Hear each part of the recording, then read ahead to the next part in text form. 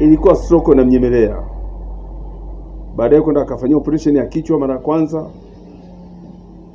Sasa vipimo hatukujua kwa sababu vipimo ni siri.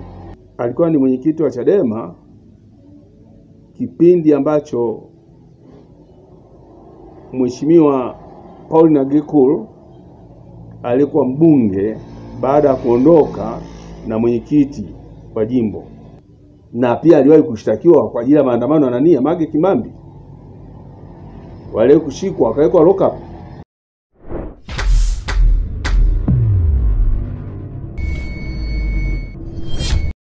Kwa majina ninaitwa Augustine Mwaimuiza, ni katibu mwenezi wa Chadema jimbo la Babati mjini, pia ni mwenyekiti wa Bazecha wilaya ya Babati.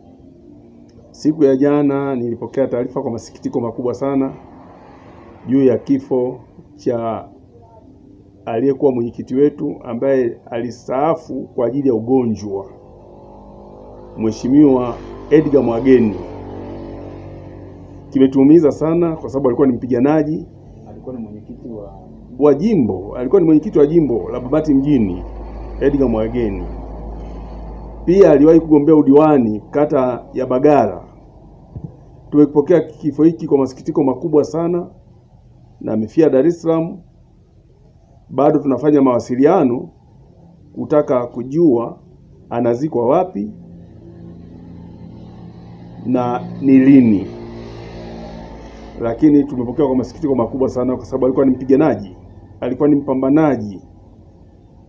Alikuwa pia ni mwenyekiti wa bajaji wa Babati. Pia alikuwa ni kiongozi katika SACCOS ya vijana. Imeumiza. Ni kijana mdogo sana, bado alikuwa ana fursa nyingi za kuweza kufanya. Ana miaka mitatu takribani kama sikosei ya kuumwa ndio. Aliambiwa kwamba anapotembea asikose kutembea na mtu. Baadaye mimi nikutana naye wakati nakwenda kuchukua mihuri kwake. Tuliongea sana, lakini alikuwa anajikaza kiubinadamu. Ilikuwa stroke na mnyemelea. Baadaye kwenda akafanyia operation ya kichwa mara ya kwanza. Sasa vipimo hatukujua kwa sababu vipimo ni siri.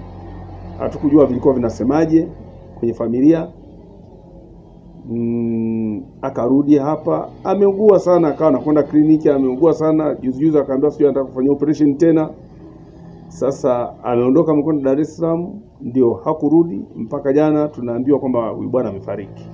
Alikuwa ni mwenyekiti wa Chadema kipindi ambacho Mheshimiwa Paulina Gekul alikuwa mbunge baada ya kuondoka na mwenyekiti wa jimbo Meja Madole, ndio yeye akachukua hiyo nafasi. Mwenyekiti alikuwa nani? Meja Madole. Lakini kipindi hicho alikuwa ni Meja Madole. Walipoondoka Gekul ndio aliondoka na Meja Madole pamoja na madiwani, ndio ikabidi nafasi ikaimishwe. Baadaye akaja akachaguliwa kwa uchaguzi kamili, akawa ni mwenyekiti, sio kuteuliwa, kuchaguliwa.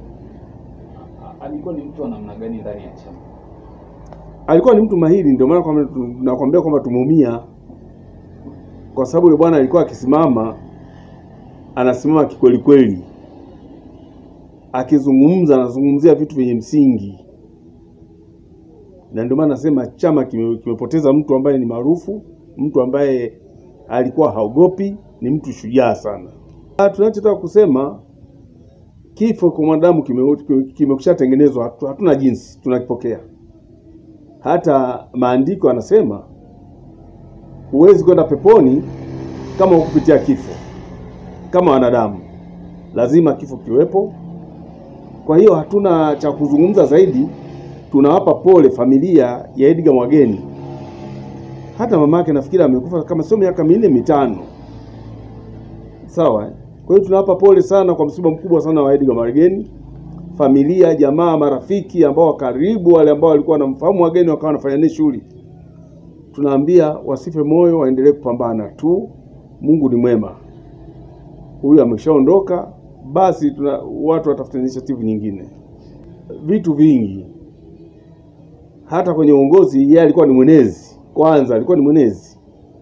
Kwa hiyo ameacha vitu vingi sana. Ameacha vitu vingi sana.